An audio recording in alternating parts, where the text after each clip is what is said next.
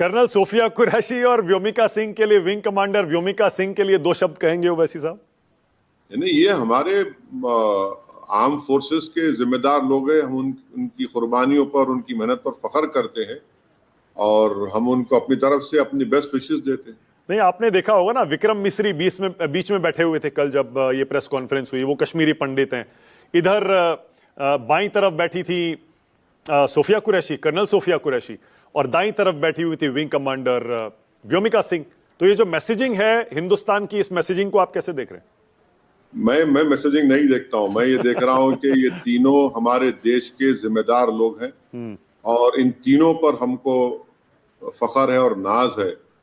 यकीनन अगर आप इसको बोलेंगे कि सोफिया कुरैशी मुसलमान है और दूसरी महिला जो है वो महिला है, वो एक फेमिनिज्म आ गया, एक मुसलमान आ गया, एक कश्मीरी आ गया, तो मैं समझता हूं कि हम डिमीन कर रहे हैं विक्रम मिस्री को, सोफिया कुरैशी को और उस दूसरी एयरफोर्स की बहादुर महिला को। ये इसको अननेसेसरी हम लोग खींच रहे हैं इस तरह से। मैसेजिंग नहीं था, ये भारत है, यही तो भारत है, इसको हमको समझने की जरूरत है। This is what. अच्छा, दो फर्क देख लीजिए। एक, कल पाकिस्तान में ऑपरेशन सिंदूर के बाद जो नमाज जनाजा हाफिज अब्दुल रऊफ पढ़ा रहे हैं, वो यूएसए के डेजिग्नेटेड टेररिस्ट हैं। यस। वो नमाज पढ़ा रहे हैं और उनके पीछे पूरे बैंड ऑर्गेनाइजेशन लोग खड़े हुए और उनके पीछे पाकिस्तान की मिलिट्री के लोग यूनिफॉर्म में खड़े हुए। वो पाकिस्तान है। और यहां पर आप देख रहे हैं मिस्री के बाजू कौन कौन है। ये इंडिया है। अगर इसको हमको प्रिजर्व करने की जरूरत है। और कुछ लोग तो बड़े इसकी भी तारीफ कर रहे हैं कि नाम जो दिया ऑपरेशन सिंदूर बिल्कुल सही दिया, क्योंकि हमारी हिंदुस्तानी महिलाओं के पहलगाम में जिन लोगों ने सिंदूर उजाड़े, बिल्कुल सही संदेश उसी भाषा में दिया गया है। आप इससे सहमत हैं?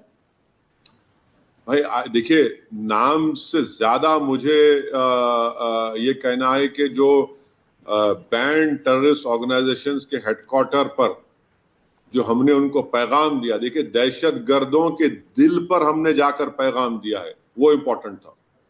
अच्छा, आप एक्सपेक्ट कर रहे थे वैसी साहब कि हिंदुस्तान इतना बड़ा, इतना कड़ा एक्शन लेगा और एक साथ इतना 100 किलोमीटर दूर अंदर जाकर लश्कर के हेडक्वार्टर पर, जैश के हेडक्वार्टर पर, हिजबुल मुजाहिदीन के हेडक्वार्टर पर हमला करेगा? देखिए, ये स्ट्रेटेजी, रणनीति जिसको हम कहते हैं, ये तो हुकूमत तय करेगी। ना मानक साहब के कान में आकर कोई फूंक कर बोलेगा, ना असदुद्दीन ओवैसी को बोलेगा। तो ये तो सरकार को तय करना था, उन्होंने तय किया। क्योंकि ऑल पार्टी मीटिंग में हम सब ने कहा था कि आपको इंसाफ करने के लिए जो एक्शन लेना है, टेररिज्म को रोकने के लिए, आप लीजिए। तो सरकार ने लिया और हमने हमारी आर्म फोर्सेस को और सरकार को उसका कॉम्प्लीमेंट दिया है। और जैसा कि आपने शुरुआत में कहा कि अभी भी वो ऑपरेशन जारी है, खत्म नहीं हुआ अभी भी। हम उम्मीद करते हैं कि पाकिस्तान के ऊपर एक सेन वॉइस उन पर उतरेगी और वो ज्यादा एस्केलेशन नहीं करेंगे।